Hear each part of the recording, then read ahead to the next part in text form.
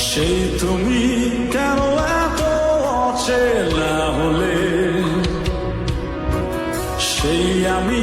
কেন তোমাকে দুঃখ দিলে, কেমন করে এত অচেনা হলে তুমি, কিভাবে